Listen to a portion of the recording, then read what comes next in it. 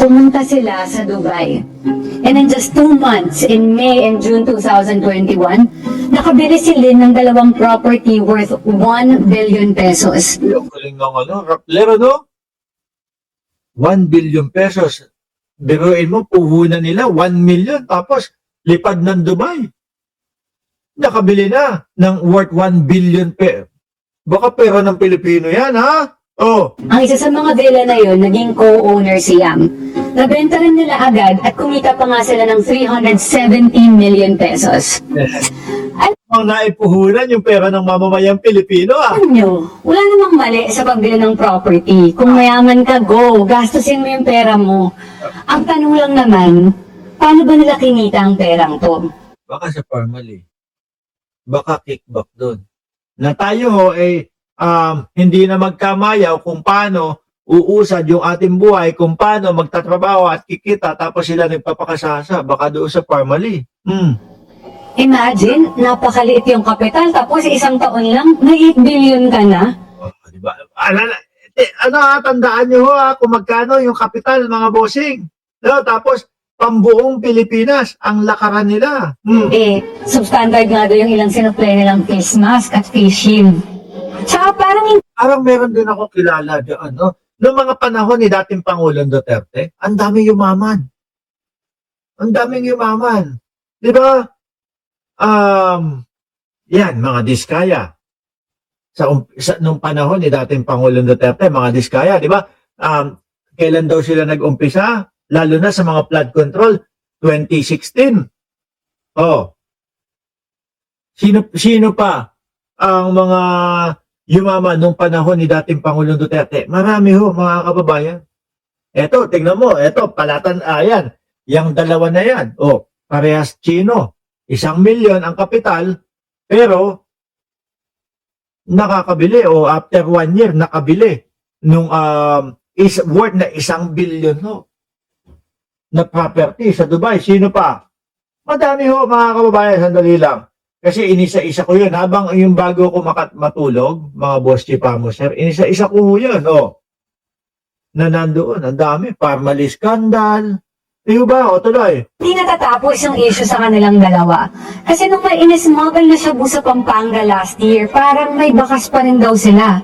Dahil interlocking yung directors ng mga kumpanya. Yung Golden Sun 999 Realty Development, ang niyari po nun, si Rose Nono Lim, si Edith Taiyang, Jack Yang, at yung Edith Taiyang naman po, Jack Yan, nakakonect po yan sa Empire 999.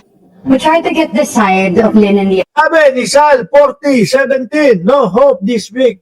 I-file na case versus Dissens, the senators. Oh, like, sabi ni sa mga senators, malapit na ho talaga. Through their lawyers.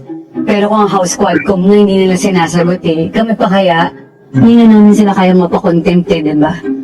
And as usual, nakaalis Ganda si Lian Buwan, ano?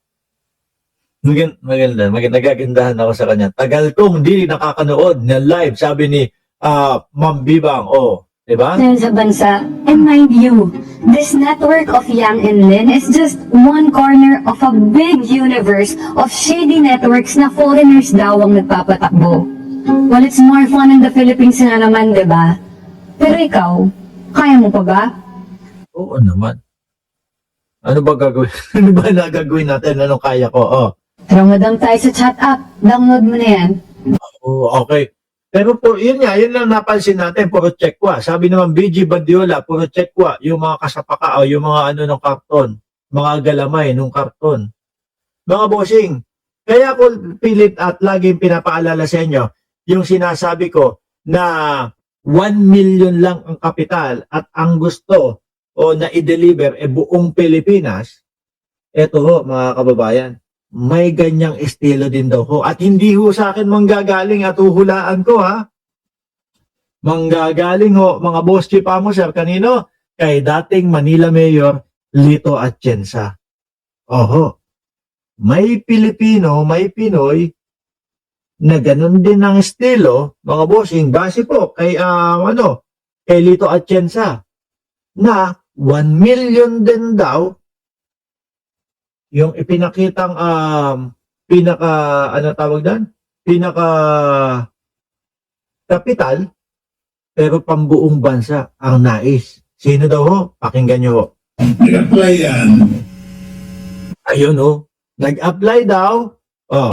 Nag-apply yan. Pinasok agad sa Committee on Franchises.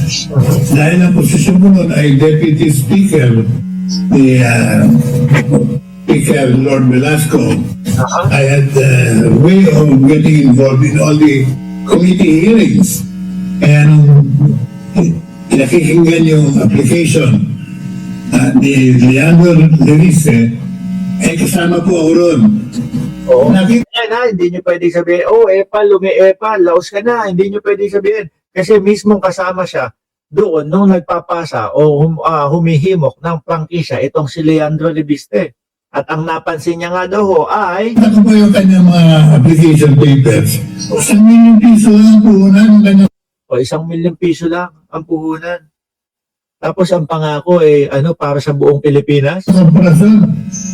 Immediately I objected. Sabi ko, ano ba ito? Ito ba'y biro? Nag-a-apply na magbigay ng elektrisidad sa buong Pilipinas.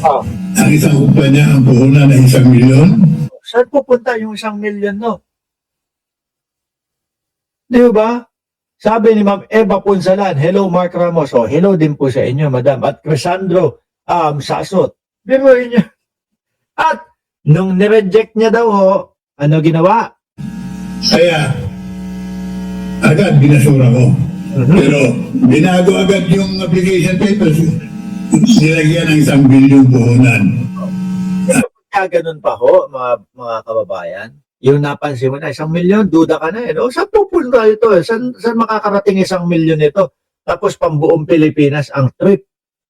Duda ka na eh. Kumbaga, pagka biglang pinalitan nila, kagaya ng sinasabi niya, bumalik daw yung request, 1 bilyon na, parang hindi ka na maniniwala eh. Di ba, mababasura at mamabasura mo na din ulit yun eh. So, saan natanong ko, saan ko muna 1 bilyon? Agad binasura ko. Pero binago agad yung application papers. Nilagyan ng 1 bilyon puhunan. Bilyon, bigla. Ang layo ho ng 1 milyon sa 1 bilyon.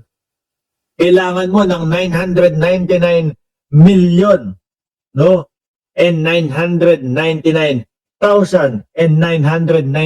pesos and 999 cents and 99 cents, no? Bago ka makarating ng 1 bilyon ho. Pero yun yun, dami nun. Oh. So, saan natanong ko, saan ko muna 1 bilyon? Si Leandro Leviste, hindi pa siya congressman noon. But he was the son of Senator Laurel Legarda, who was the one lobbying very strongly for the approval of the application. Saan kaya? Tanong natin sa Billionaire News. No? Oh, hindi kaya naaprobahan yung kanyang prangkisa ay dahil kay Mami?